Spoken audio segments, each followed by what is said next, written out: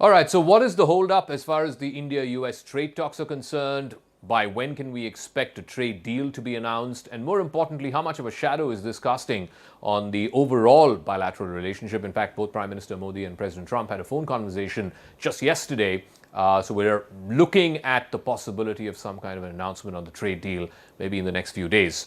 I want to go across to a very special guest who's joining us now. Mr. Ian Bremmer is the president of the Eurasia Group. Thank you very much, Mr. Bremmer. I want to start off by asking you about this phone conversation that President Trump and Prime Minister Modi had. Of course, the talks focused on the two-day India-US trade negotiations that happened. As we know, India and the US have not yet finalized a trade agreement. India's tariff rate remains at 50%, which is among the highest in the world. Where do you think these talks are stuck, and what might it take to finally resolve this issue? I think that we've been close to an agreement on several occasions now, and President Trump has changed the terms of the deal. He's added things that he wants from India, and that is included most notably the willingness of the Indian government to stop purchasing oil from Russia, and that is in process, actually. There's been some additional terms around India's willingness to purchase military components, jet engines and the like, from the United States. And also there's been talk of a direct summit meeting between Trump and Modi. I feel quite confident that the two sides will get to agreement. I think it is more likely once the newly appointed ambassador, Sergio Gore, gets to Delhi. So we're looking, I think, at a decision that's coming in the first quarter. It's something that's not going to be announced in the next few weeks. But it has proven more challenging than I think both of the countries would have expected when these initial tariffs were announced back on Liberation Day in April. So where do you think the nub of the problem lies? What exactly is the holdup? What is the issue that's holding up these trade negotiations and this trade arrangement or this trade agreement? And why do you think it's not been resolved yet? Because, as you said earlier, is it because Trump has been shifting the goalposts? I think that, as I said, there have been several occasions where the sides were close and the United States made additional asks. Now, I think the nub of the issue from the American perspective is we want these things. We're stronger than India. They should be saying yes. From India's perspective, you've got third quarter growth that was over 8%. You've got Modi, who's just been very successful in local elections, including a big win in Bihar. He's quite popular at home. And the Indian economy is not enormously dependent on trade with the United States. It matters, but it's not fundamental as it is for the Mexicans or for the Europeans or even for China.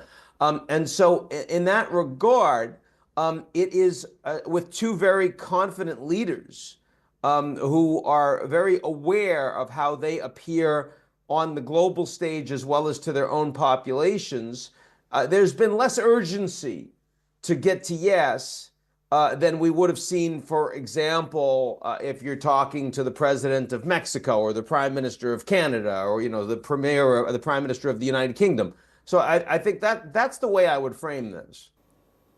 So I do want to ask you about, whether the stalled trade agreement is sort of casting its shadow on other areas of the relationship. I want to talk about the bigger picture in the relationship now between India and the US. A few days ago, the Trump administration released what's called the National Security Strategy. And the concern here in India has been that that document refers to India more as a commercial partner rather than a strategic ally. Now, the perception here is that the United States is sort of pulling back from the Indo-Pacific.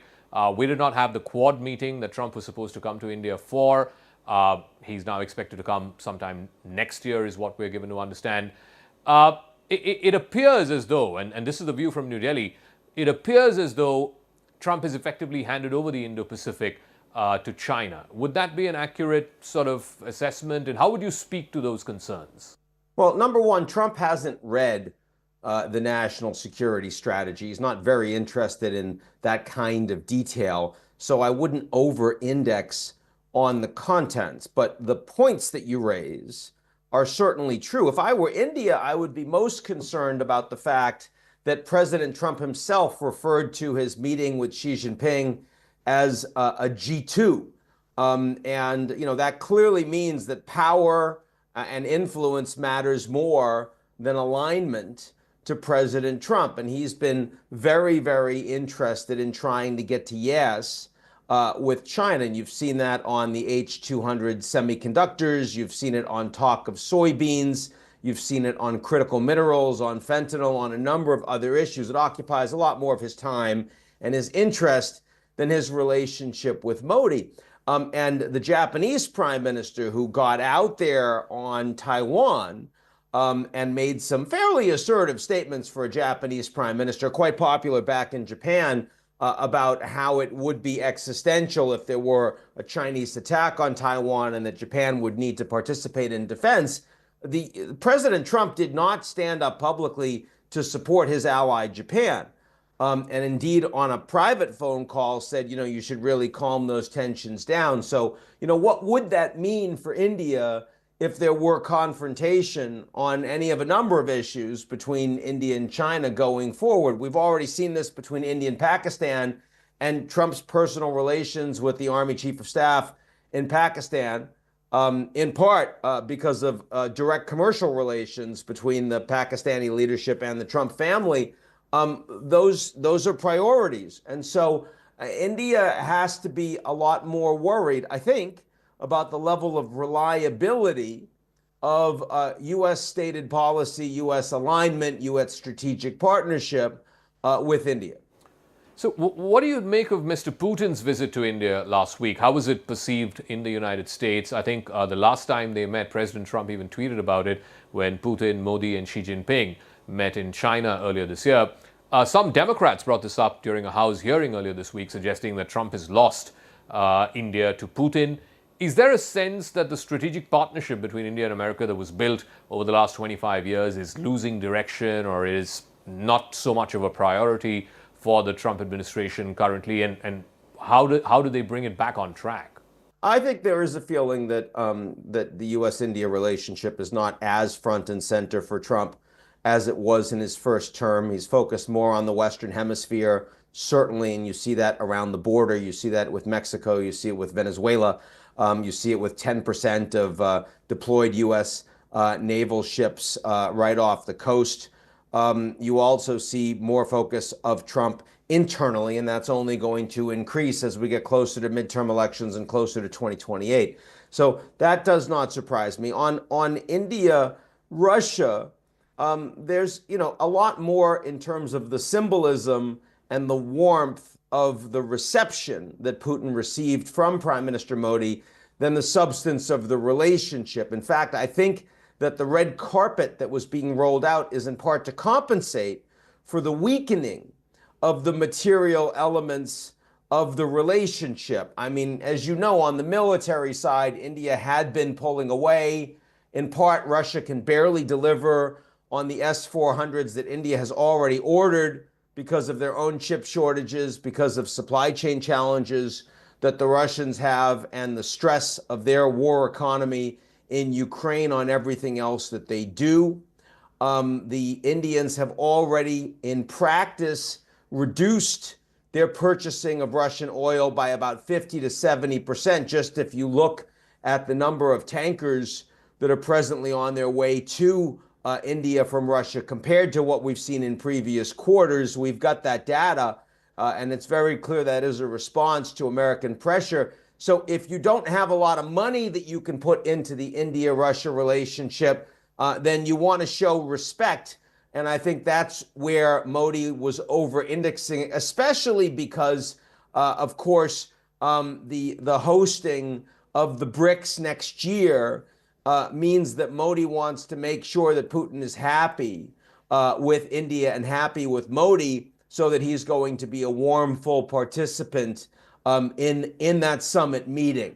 So I think for all of those reasons, we saw a very friendly meeting between Putin and Modi. Now, 2025 has clearly been a year that's tested the India-US partnership that has been built over the last two and a half decades. from Bush to Obama, even Trump 1.0 and then Biden, there was a strong strategic logic that guided the relationship, which is that if any country can challenge America, it's China, and to manage China's rise, America needs India. Clearly, President Trump in his second term seems to have disrupted that. How do you see the India-US partnership evolving in the next year, 2026? I think it probably gets a little weaker in the sense that the China relationship is going to be prioritized. There'll be a number of summit meetings, at least two, between Trump and Xi Jinping that are going to take a lot of the oxygen out of geopolitics for other countries. There is a focus on the midterm elections, which right now Trump is not likely to see his party perform well in. He's worried about the state of the economy.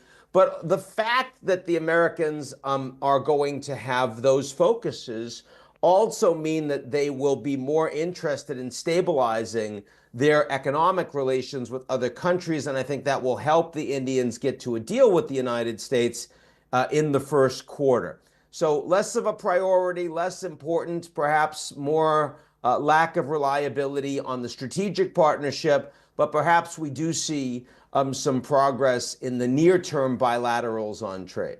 All right, Mr. Ian Bremmer from the Eurasia Group, thank you very much for joining us here on CNN News 18. Thank you. My pleasure.